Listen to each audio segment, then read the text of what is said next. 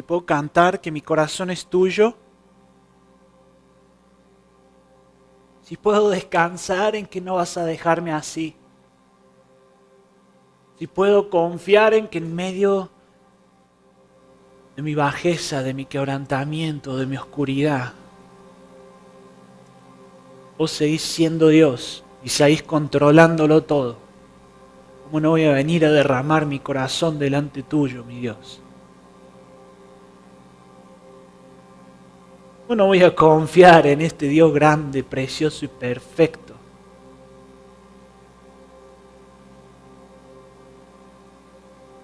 Espíritu Santo, necesitamos tu intervención.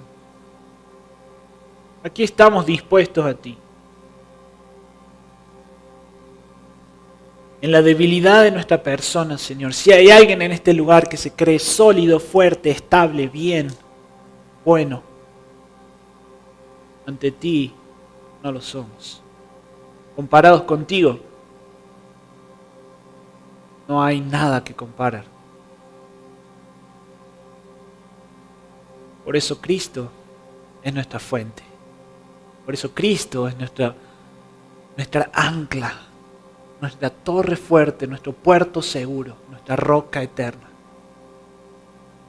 Gracias, mi Dios, por el privilegio de poder abrir tu palabra y conocerte. Permíteme impartir, Señor, lo que viene de ti, con tu poder. Gracias por escoger lo vil, lo menospreciado, porque lo único que hace es reflejar tu gloria, reflejar tu persona. Sé que hablarás en esta mañana, en el nombre de Jesús. Amén. Qué gusto estar contigo, iglesia. Qué gusto compartir este tiempo de alabanza, pero también este tiempo que ahora vamos a abrir la palabra del Señor. Si me quieres acompañar a Hechos, capítulo 23. Vamos a ver 23 y 24. Son aproximadamente, vamos a intentar cubrir unos 40 versículos. No los voy a leer a los 40, no se preocupen, no nos vamos a pasar la media hora leyendo los 40 versículos. Pero antes de todo, antes de comenzar, feliz día, papás.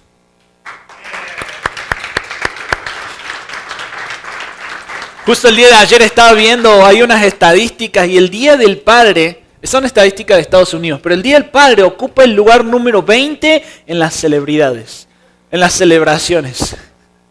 El día número 1 es Navidad. ¿Cuál creen ustedes que es el día número 2? El Día de la Madre. El Día del Padre, número 20. Y no les quiero decir lo que hay, hasta se celebra antes del Día del Padre, porque papás se ofenderían, pero hoy es un día para celebrar a los papás. Feliz día, papás, espero que les hagan pasar un hermoso día y si no, que pases una hermosa mañana adorando al Señor, escuchando su palabra. Vamos de lleno a nuestro sermón y como me gusta a mí empezar los sermones siempre es haciendo una pregunta. Haciendo una pregunta que te lleve a reflexionar, que te lleve a profundizar en diferentes áreas que van a tocar el sermón el día de hoy. Y la pregunta es esta.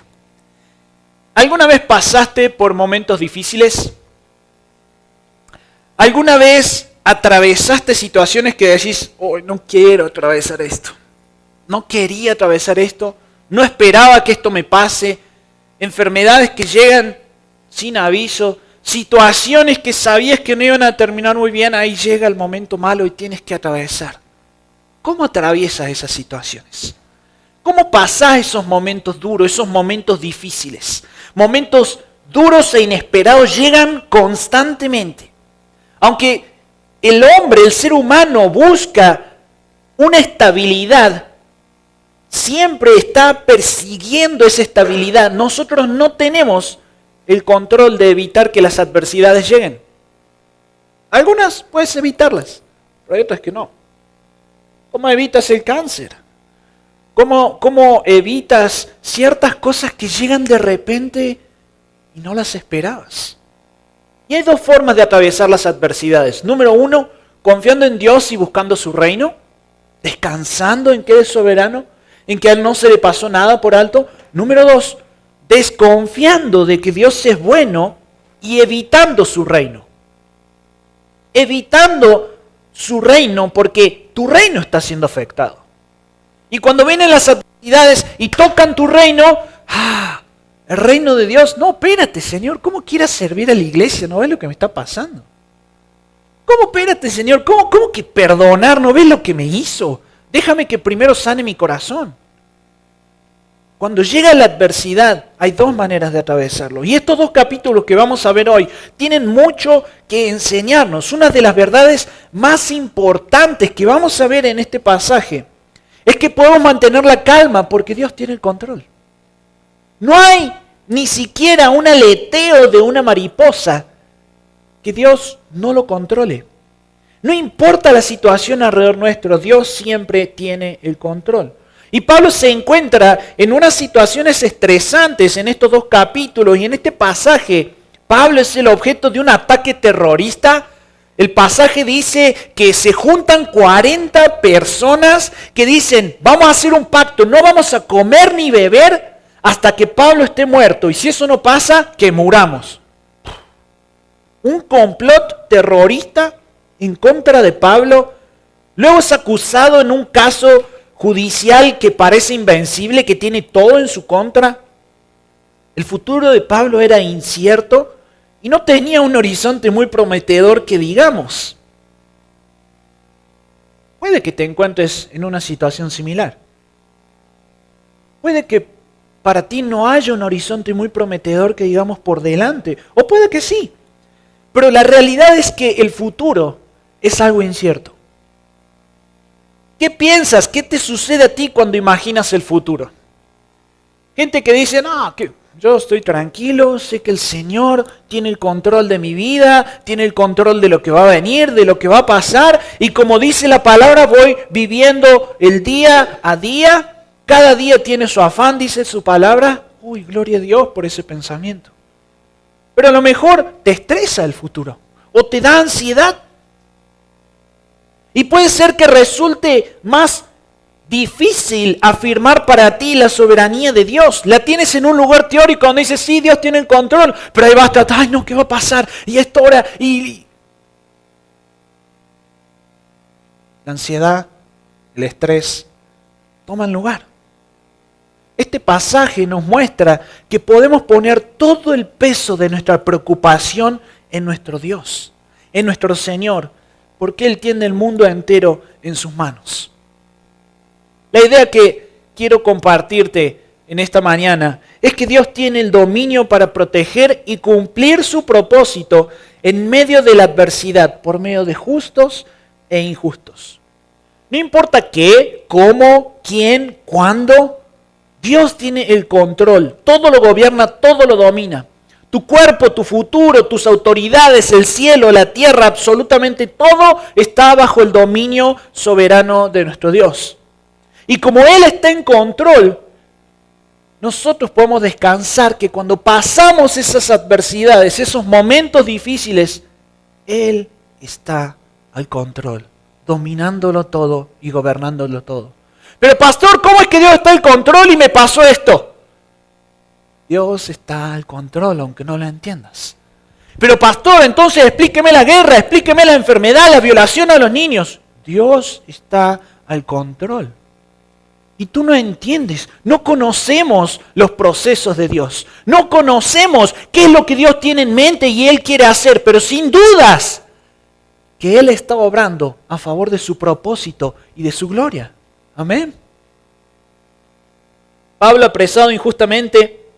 La semana pasada vimos que había sido golpeado sin motivo. Vimos que lo estaban enjuiciando ahí de manera enérgica y que no había muchas esperanzas para Pablo. Pero al día siguiente de que Jesús tranquilizara a Pablo ahí en el cuartel, estos 40 judíos iniciaron este complot para matarlo. Dice el versículo 16 de Hechos 23. Si me puedes acompañar por favor con la lectura. Dice, pero el hijo de la hermana de Pablo se enteró de la emboscada y fue y entró al cuartel y dio aviso a Pablo. Esto no era ninguna casualidad. No es como que, justo estaba el sobrino de Pablo ahí y estaba de chismoso, escuchando y escuchó que iban a matar al tío. Dijo, no, tengo que avisarle al tío que...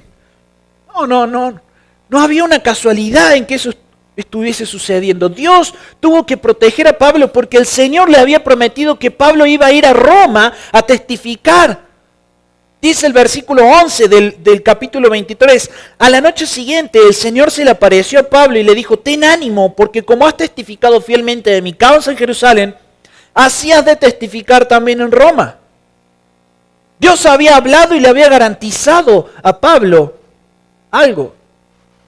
¿Por qué? Porque Dios tiene el dominio de las cosas. Dios tenía el dominio de esa situación injusta. ¿Qué es lo que estaba Pablo viviendo? Un juicio que no debía haber sido para Pablo. Ahí estaba Pablo siendo enjuiciado.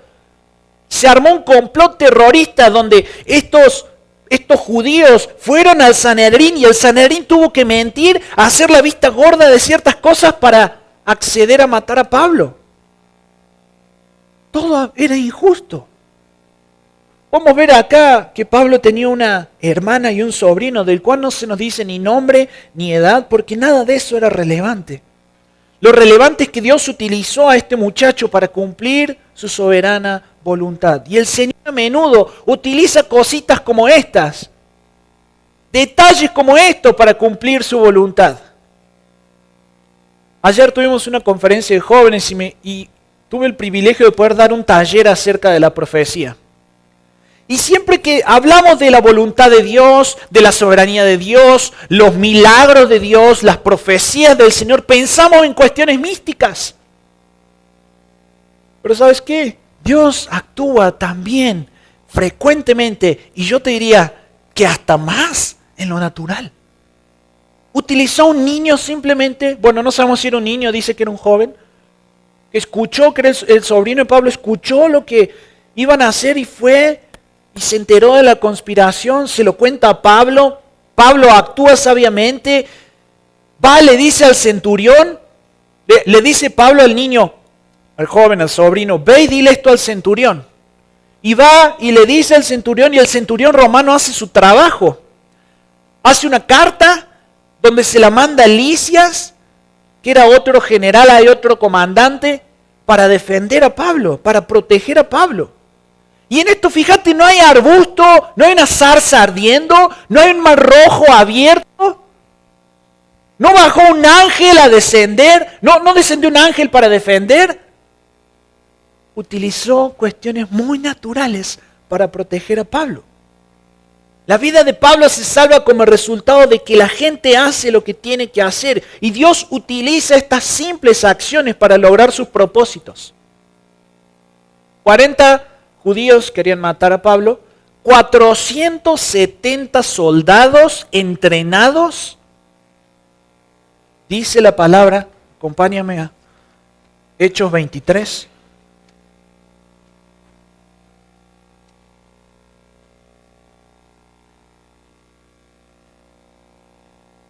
Versículo 23 dice, y llamando a 2 de los centuriones dijo, preparen 200 soldados para las 9 de la noche, con 70 jinetes y 200 lanceros para que vayan a Cesarea.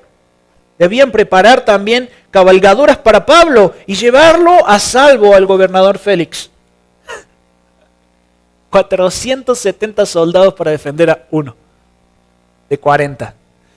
Y no sé si alcance a comprender esto, pero la misma gente que había crucificado a nuestro Señor Jesucristo, al Maestro, ahora estaba defendiendo a uno de sus discípulos. Y de manera extravagante con 470 soldados. ¿Qué pueden hacer 40 judíos contra 470 soldados? Nada.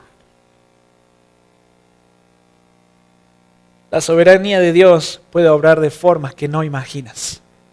Dios puede utilizar cosas que vos no conocés, que no están a tu alcance. Y eso a mí me lleva a poder descansar, porque si a este Dios no se le escapa ni el aleteo de una mariposa, si a este Dios que todo lo domina, todo lo gobierna, tiene el control de todo, ¿qué tengo que estar cuestionando yo? qué tengo que estar diciéndole a mi Dios? ¿Por qué hiciste esto? ¿O por qué no haces esto otro? ¿Hasta cuándo voy a aguantar esto? ¿O hasta cuándo vas a tenerme de esta manera? A Él no se le escapa nada. ¿Cuáles son las pruebas que hoy estás atravesando? ¿Has creído que Dios se ha olvidado de ti? ¿Has estado orando y orando por algo que no llega? Escucha esto. Probablemente el enemigo, Satanás, o tu propio pecado, te ha susurrado y ha puesto en tela de juicio la soberanía de Dios. Diciéndote, Dios se olvidó de ti. ¿Para qué? ¿Para qué sigues siendo creyente si ve Dios no te escucha? ¿Para qué haces esto otro? Ve tus finanzas. Si Dios sigue dando a la iglesia y tus finanzas no prosperan. Sigues creyendo en los milagros de Dios sobre tu salud y no llega. ¿Para qué crees? Y viene Satanás y con un susurro tan delicado pone en tela de juicio la soberanía de Dios. ¿Has escuchado la voz del enemigo que viene a cuestionar la voz del Creador? Eso fue lo mismo que pasó en el Edén. Génesis capítulo 3, versículo 1 al 5. Dice, la serpiente era más astuta que cualquiera de los animales del campo que el Señor Dios había hecho. Y dijo a la mujer, ¿con que Dios les ha dicho, no comerán de ningún árbol del huerto? La mujer respondió a la serpiente, del fruto de los árboles del huerto no podemos comer, pero del fruto del árbol que está en medio del huerto, Dios ha dicho, no comerán de él ni lo tocarán para que no mueran. Y la serpiente dijo a la mujer, ciertamente no morirán. Pues Dios sabe que el día que de él coman, se les abrirán los ojos y ustedes serán como Dios, conociendo el bien y el mal. La serpiente vino y susurró dudas y cuestionó lo que Dios había dicho. Eso viene a hacer, viene a susurrar que Dios no es confiable, que las cosas de Dios no son ciertas y susurra mentiras a tu oído. Clásica mentira, Dios se olvidó de mí. Él dijo que estaría contigo, pero mira cómo permitió que suceda esto otro. Mira cómo no respondió a tu oración cuando pedías que restaure tu matrimonio. Mira cómo le pedías que ese negocio se pueda cerrar y no sucedió. Y viene Satanás, viene el enemigo a susurrar mentiras acerca de la soberanía de Dios. Lo único que hace es opacar la gloria de Dios para exaltar la tuya. Pero pastor, esto no se trata de gloria, yo no quiero ninguna gloria en mi vida, simplemente se trata de mi salud, se trata de mis finanzas, de mi matrimonio, de mis hijos, de mi familia. No le estoy pidiendo a Dios gloria, fama, le estoy pidiendo cosas honorables y buenas, básicas. Cuando todo se trata de ti, tus oraciones giran en torno a tu persona, tu reino, tus pertenencias, tus sueños, y tú, y no te estás dando cuenta que de manera implícita estás usando a Dios como un plebeyo para tu reino, para que ordene tus deseos y los cumpla. Pero Dios no es ningún plebeyo. Él no trabaja para ti, por si no te has dado cuenta. Dios obra para beneficio de su gloria y de su nombre. Entonces viene el enemigo y te dice, ¿viste? Te lo dije. A Dios no le importas. La desesperanza toma lugar, desilusión, el recelo de que, ¿cómo Dios? Yo he estado obrando, he estado trabajando para ti, he hecho esto por ti, y entonces implícitamente tú sientes que Dios te debe algo. Ahora Dios se encuentra con la obligación de hacer cosas por ti, porque tú has hecho cosas por Él. Nada de eso es genuino y verdadero. Dios no está obligado a hacer cosas por ti porque tú hayas hecho algo por Él. Pero la realidad es que mi Dios no es deudor de nadie. El Señor ve lo que has hecho. Él es bueno y Él es fiel. Pero eso no significa que Él va a obrar como tú esperas que Él actúe. Él va a actuar conforme a su gloria.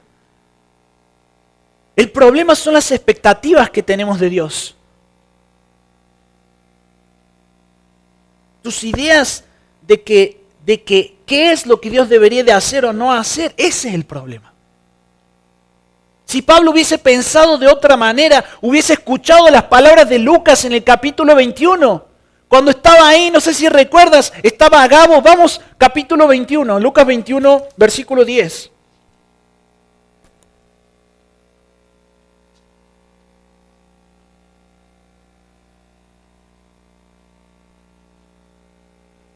Y deteniéndose allí varios días, descendió de Judea cierto profeta llamado Ágabo, quien vino a vernos y tomando el cinto de Pablo, se ató las manos y los pies y dijo, así dice el Espíritu Santo, así atarán los judíos en Jerusalén al dueño de este cinto y lo entregarán en manos de los gentiles. Al escuchar esto, tanto nosotros como los que vivían allí, le rogábamos que no subiera a Jerusalén. Entonces Pablo respondió, ¿qué hacen llorando y quebrantándome el corazón? Porque listo estoy no solo a ser atado, sino también a morir en Jerusalén por el nombre del Señor Jesús. Mira el versículo 14. Como no se dejaba persuadir, dejamos de insistir. ¿Qué hubiese pasado si Pablo escuchaba las palabras de Lucas? Hubiese sido persuadido, pero no fue persuadido porque su confianza estaba en el Señor. El Señor mismo en el capítulo 19 le había dicho que él iba a sufrir y que tenía que ir a Jerusalén. Y dice que por el Espíritu había sido direccionado a Jerusalén. Pero después viene Lucas y le dice, el Espíritu te dice que no vayas. No se pueden contraponer la palabra de Dios, la voz de Dios, con una convicción quebrantable, una convicción, una confianza inquebrantable de que Dios tiene el control. Pablo dijo, no solo estoy dispuesto a sufrir, sino también a morir por mi Señor Jesucristo. Nunca dudó Pablo del Señor.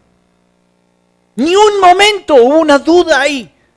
Y me encantan las palabras del salmista en el Salmo 27, versículo 13 y 14, dice, hubiera yo desmayado si no hubiera creído que había de ver la bondad del Señor en la tierra de los vivientes. Espera al Señor, esfuérzate, aliéntese tu corazón. Sí, espera al Señor. ¿Hasta cuándo le vas a querer decir al Señor lo que tiene que hacer? ¿Hasta cuándo vas a cuestionar si Dios lo va a hacer o no lo va a hacer? Él es soberano. Espera al Señor, esfuérzate, sé valiente, aliéntese tu corazón y espera al Señor. Hubiera desmayado si no hubiera creído que había de ver la bondad del Señor, dice. ¿Qué esperanza puede haber? Puede quedarte después de escuchar la voz del enemigo que te susurra y te dice, tú no verás la bondad del Señor. ¿Qué esperanza puede quedarte? A veces lo hace de esa manera descarada, otras veces lo hace de manera sutil. ¿Y sabes cómo lo hace de manera sutil? La bondad del Señor debería de verse que el Señor te cumpla todos los deseos que hay en tu corazón. Lo dice la palabra. Él cumplirá. Pero ese no es mi Dios. Mi Dios tiene sus propias expectativas y va a responder a sus expectativas. Te conoce, te ama, te considera, claro que sí, Él va a responder también a lo que sabe que hay en tu corazón, pero todo aquello que esté en tu corazón que va a aportar a su gloria, todo lo que no esté en tu corazón que no aporta a su gloria, va a ser desechado. ¿Sabes por qué? No porque es un Dios malo que viene a barrer con todo lo que está mal, porque te ama y te quiere usar para su gloria. Dios está en control cuando estamos pasando por pruebas. Dios estaba en control de la situación de Pablo y Pablo lo sabía.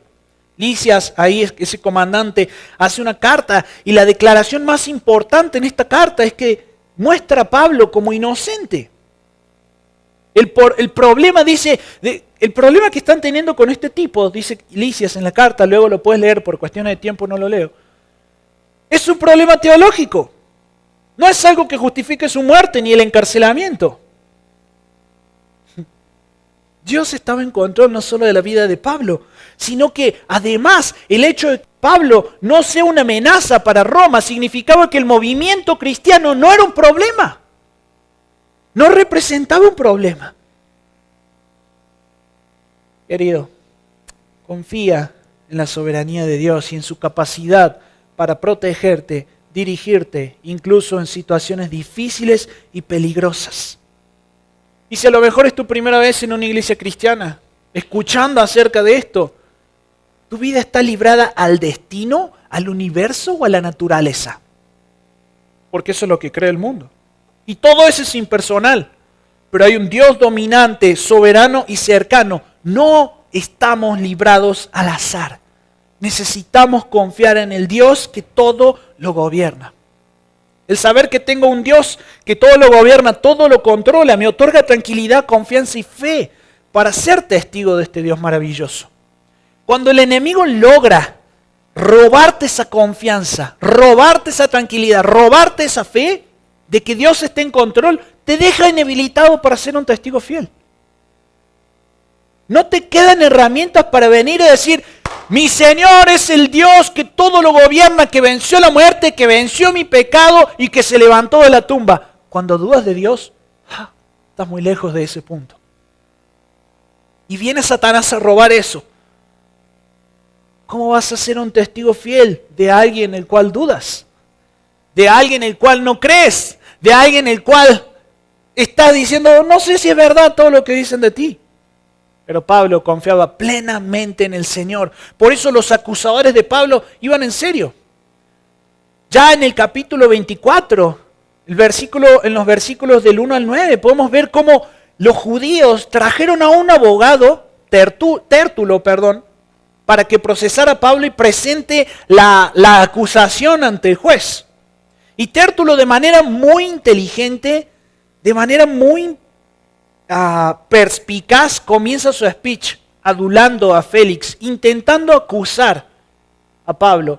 Y también quería ganar una impresión favorable. Y este es mi segundo punto.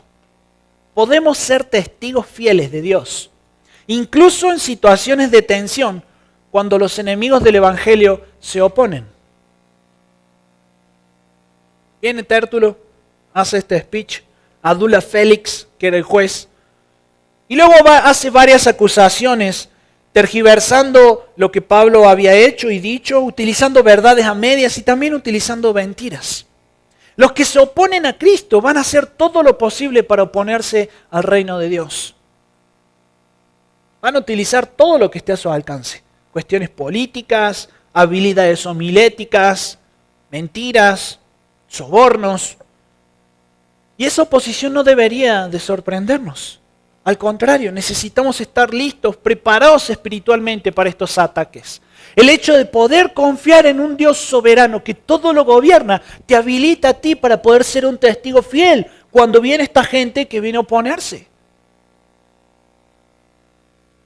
Necesitamos descansar en que Dios es soberano. En los versículos 10 al 21 del capítulo 24, Pablo defiende su causa. Aprovecha esta oportunidad para dar testimonio público, no solo de su inocencia, sino también del Evangelio, y afirma que el cristianismo no es una amenaza para Roma ni para ningún estado. Y muestra que este nuevo movimiento que estaba surgiendo tiene sus raíces en las antiguas promesas de las Escrituras. Enemigos del Evangelio van a haber en todos lados. Necesitas poder ser un testigo fiel, que esté listo, preparado para presentar defensa de tu fe. Y si no te encuentras en ese lugar, por favor, acércate. Aquí en la iglesia hay un montón de cosas donde tu fe puede ser cimentada. No te puede tomar por sorpresa que te encuentres con conversaciones acaloradas en el trabajo, con personas que atacan tu fe. Los cristianos, no sé qué. ¿Estás preparado para ser un testigo fiel de Jesucristo? ¿O en esas situaciones preferís pasar desapercibido por vergüenza, miedo? O deja tú, a lo mejor no, pastor, no tengo vergüenza ni miedo. Lo que me pasa a mí es falta de preparación. No sé cómo refutarle a esa gente. Ven los sábados al instituto. Sábados en la mañana tenemos el instituto bíblico para que puedas presentar defensa de tu fe, para enseñarte a estudiar la palabra.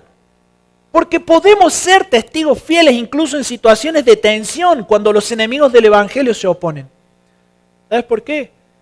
Porque el Dios que es soberano todo lo guía, nos gobierna y ese Dios todo lo controla. Este mundo necesita personas que hablen con la verdad y no con las falacias para no romper la nueva generación de cristal. Este mundo necesita testigos fieles que amen como Cristo nos amó y presenten defensa de la fe con las armas de nuestra contienda, que no son carnales, dice la palabra, sino poderosas en Dios para la destrucción de fortalezas, destruyendo especulaciones, todo razonamiento altivo que se levanta contra el conocimiento de Dios y poniendo todo pensamiento en cautiverio a la obediencia de Cristo para destruir fortalezas que se levantan en contra del conocimiento de Jesucristo. En lugar de examinar a Pablo, Félix hace alarde de su autoridad, le da a Pablo como asiente con su cabeza para indicar que puede comenzar a hacer su defensa. Y Pablo, de manera muy inteligente, no halaga a Félix, porque Félix, este gobernante, no tenía nada de qué jactarse, o no había nada que halagar, sino que le dice: por la justicia que tú tienes, presento mi defensa. Y se defiende de manera muy inteligente. Y déjame darte algunos consejos prácticos y aplicativos en esta mañana. A pesar de la oposición y las dificultades, mantente firme en tu fe, en el cumplimiento de la misión de Dios, en lo que Él te ha encomendado, así como lo hizo Pablo. Se mantuvo firme, se defendió con la verdad. 2, persevera en oración. Pide protección, sabiduría, valentía en esas circunstancias de la vida, confiando en que Dios va a responder conforme a su voluntad. 3, busca tener un testimonio firme y comprometido. Ten claridad en tu testimonio, que no haya dudas de quién eres. Que no se dude de que si eres corrupto o no eres corrupto. Que no haya duda de si eres mentiroso o si hablas con la verdad. Que no haya duda de si tienes un esposo, a lo mejor tienes varias amantes. Ten un testimonio claro que refleje la integridad y el amor de Cristo, así como lo hizo Pablo. Las situaciones tensas donde enemigos del Evangelio se oponen no pueden suprimir la verdad de la palabra. No deben de suprimir la verdad que hay en nosotros. Este es mi último punto. Testigo fiel del Evangelio habla con calma, tranquilidad, valentía de la verdad de la palabra delante de quien sea. Pablo aprovecha esta situación para dar testimonio público no solo de su inocencia, sino también del Evangelio. Y Pablo no solo afirma ser inocente, sino que afirma tener una fe que está de acuerdo al judaísmo, de acuerdo a las sagradas escrituras, a las escrituras antiguas. Se ocupa primero de sus cargos, luego da una defensa de su fe. Pero Pablo no solamente quiere defenderse, sino también proclamar el Evangelio. Y es un excelente recordatorio para buscar formas en tus conversaciones diarias, en esas conversaciones, para transicionar de una conversación normal a una conversación del Evangelio. Si Pablo lo pudo hacer en los versículos 11 al 21, ahí hay una clase magistral de cómo tomar conversaciones y transformarlas en testimonios de la fe. Puedes tomar cualquier conversación así. Si Pablo pudo hacer esto, ser un testigo fiel del Evangelio, cuando había una acusación en su contra, delante de un juez y con gente que lo quería matar, creo que a lo mejor no estamos siendo lo suficientemente intencionales para tomar las conversaciones que tienes con tu compañero de trabajo, con tu compañero de escuela, y que terminan en Cristo. Pablo tenía esta capacidad maravillosa de poder sacar a relucir la resurrección de Jesús en cualquier contexto. La resurrección es de hecho una doctrina central de nuestra fe, que muestra la suficiencia de la muerte de Cristo, la supremacía de su señorío y su inevitable regreso. Hacemos bien en seguir el ejemplo de Pablo, en buscar y canalizar estas conversaciones hacia la verdad que cambia la vida y que cambia el mundo. Félix elige posponer la decisión de lo que iba a hacer con Pablo, el juez. Evita tomar una decisión con la excusa de esperar más evidencia a través del otro comandante. Sin embargo, Félix claramente tenía suficiente evidencia para dejar a Pablo libre y declararlo inocente. Sabía que Pablo era inocente, pero no quería identificarse con el Evangelio y tampoco quería problema con los judíos. Versículo 25 dice, del capítulo 24, al disertar Pablo sobre la justicia, el dominio propio y el juicio venidero, Félix, atemorizado, dijo, vete por ahora, pero cuando tenga tiempo te mandaré llamar. Estaba más codicioso que interesado en Dios, porque quería que Pablo le dé ahí una mordida, un soborno, para que lo deje en libertad. Y Félix continúa convocando a Pablo para buscar eso. cuando él sabía que lo tenía que liberar, pero por miedo a los judíos no lo quiere hacer. Y al final del capítulo 24 vemos otra ilustración de que Dios tiene el control incluso cuando pasamos por pruebas. Hermano, hermana, ¿te encuentras en una temporada desconcertante? Este es tu consuelo. Dios no te ha olvidado. Pablo se sentó en esta prisión durante 2 años. 2 años estuvo en esta prisión. A veces leemos y parecía como que, pasó esto, al día siguiente vino Lisias y al otro día siguiente estuvo con Félix y después lo dejaron libre. 3 días estuvo. No, 2 años estuvo Pablo preso. Hablando con Félix, hablando después con otro gobernador que vino. ¿Qué pudo haber pensado Pablo si no tuviese en cuenta las palabras del salmista? Yo no sé si las tenía en cuenta o no, pero veo su actitud. 2 años pasó en un momento de injusticia, encarcelado cuando era inocente. Hubiese yo desmayado si no supiese que vería la bondad del Señor en la tierra de los vivientes. Vivimos por fe, no por vista, hasta que lleguemos a casa con nuestro Señor. El ejemplo de Pablo debería inspirarnos a entregar la palabra con valentía, con calma, en el contexto en el que estés, público o privado. Pablo sabía cómo dirigirse a cualquier audiencia, porque el mensaje era básico, no es teología avanzada que solamente lo pueden comprender los teólogos y eruditos. Es básico el Evangelio. Cristo te amó, Cristo murió porque tú no podías pagar los pecados delante de Dios, resucitó al tercer día y regresará por todos aquellos que han puesto su fe en Él. Básico. No tenía miedo a hablar de la santidad de Dios, así como vos tampoco tenés que evitar decirle a la gente que es algo aterrador caer en manos del Dios vivo. Porque queremos que toda la gente que nos rodea, ojalá pudiésemos que todos nuestros seres queridos lleguen a los pies del Señor a refugiarse en Él. Un corazón involucrado, quiero utilizar las palabras que utilizó el pastor Carlos, el cubano. Un corazón involucrado ante la mínima oposición va a claudicar. ¿Estás involucrado en la iglesia? Qué bueno, hermano. Qué bueno. ¿Sabes cuál es el paso que sigue? No solamente estar involucrado, sino estar comprometido. Porque un corazón comprometido ante la oposición, con calma y valentía, va a defender la causa de Cristo. A lo mejor es tu primera vez. ¿Cómo atravesás los momentos de dificultad? ¿Cómo haces para atravesar esos momentos sin Dios? ¿Sabes? Hay más lógica en decir, Dios, no entiendo lo que estás haciendo y quiero confiar en ti y quiero atravesar esto de tu mano aunque no te veo. A decir, como no me respondiste Dios, ahora me voy a atravesar este momento solo.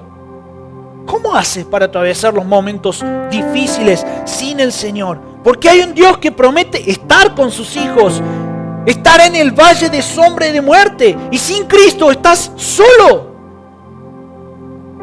¿Cómo atraviesas eso? Ven a Él, descansa en su cuidado, descansa en su amor. Para terminar, quiero leerte el Salmo 86. Ha sido un bálsamo para mí en esta semana este salmo. Dice, inclina, oh Señor, tu oído y respóndeme porque estoy afligido y necesitado. Puede que hoy estés así, afligido y necesitado. Todos en menor medida o mayor medida tenemos alguna aflicción que aqueja nuestro corazón. Algunos grandes, otras chicas. Dice, estoy afligido y necesitado, guarda mi alma, pues soy piadoso. Tú eres mi Dios, salva a tu siervo que en ti confía. Ten piedad de mí, oh Señor, porque a ti clamo todo el día. Alegra el alma de tu siervo, porque a ti, oh Señor, elevo mi alma. Es decir, el salmista no estaba alegre, no estaba contento, estaba afligido, estaba triste. Pero fíjate lo que sigue después del versículo 5, una serie de adoración al Señor, reconocimiento de esa soberanía. Dice, pues tú, Señor, eres bueno y perdonador, abundante en misericordia para con todos los que te invocan. Escucha, oh Señor, mi oración, atiende la voz de mis súplicas. En el día de la angustia te invocaré. Porque ¿qué? Tú me responderás. No es porque dice, a ver, Señor, si quieres responderme, tengo la esperanza de que quizás me responda. No, en el día de la angustia te invocaré porque tú me responderás. No hay nadie como tú entre los dioses, oh Señor, ni hay obras como las tuyas. Todas las naciones que tú has hecho vendrán y adorarán delante de ti, Señor, y glorificarán tu nombre. Porque tú eres grande, haces maravillas, solo tú eres Dios. Enséñame, oh Señor, tu camino, andaré en tu verdad. Unifica mi corazón para que tema tu nombre. Te daré gracias, Señor mi Dios, con todo mi corazón y glorificaré tu nombre para siempre. Porque grande es tu misericordia. Y sigue el salmista en adoración. Está afligido, está caído, está angustiado, pero él está adorando y reconociendo la grandeza y la soberanía del Señor. Versículo 16. Vuélvete hacia mí, tenme piedad. Da tu poder a tu siervo y salva al hijo de tu sierva. Y mira lo que dice el versículo 17. Muéstrame una señal de bondad. ¿Qué dice? Muéstrame una señal de bondad para que crea en ti y sepa que tú no te has olvidado de mí. No dice eso. Dice, muéstrame una señal de bondad para que los que vean, para que la vean los que me aborrecen y se avergüenzan. Porque tú, Señor, me has ayudado y has consolado. En ningún momento el salmista pone en duda, en tela de juicio, que el Señor va a responder o va a obrar.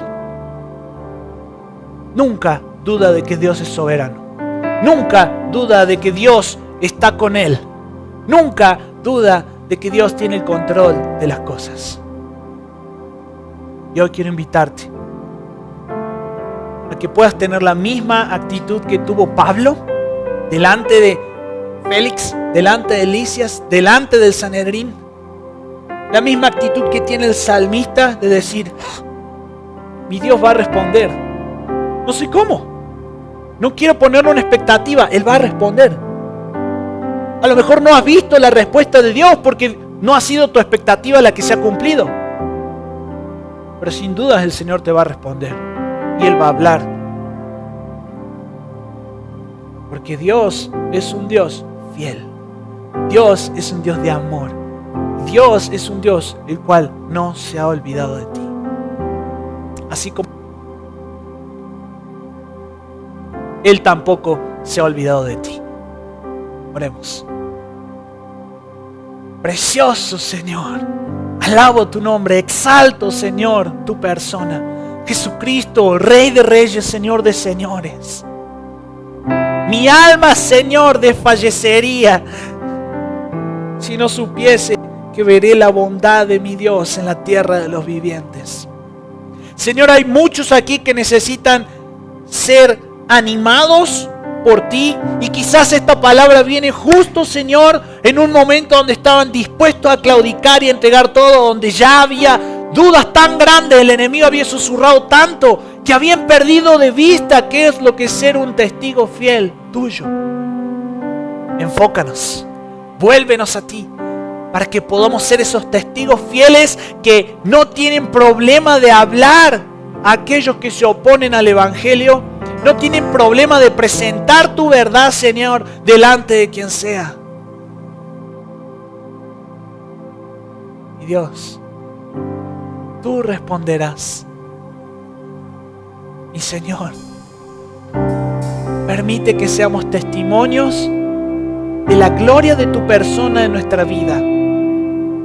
Para que otros cuando vean nuestra vida digan, ¡wow! ¡Qué grande que es Dios! No permita, Señor, que el susurro de Satanás, el miedo, la duda, la desconfianza, la falta de fe tomen lugar en nuestra persona. O que nos lleven a dudar de ti. Porque en ti no hay sombra de variación. Tú no cambias. Tú sigues siendo ese Dios grandioso, lleno de gracia y de misericordia para con sus hijos. Te honramos, bendecimos tu nombre, Jesús. Amén.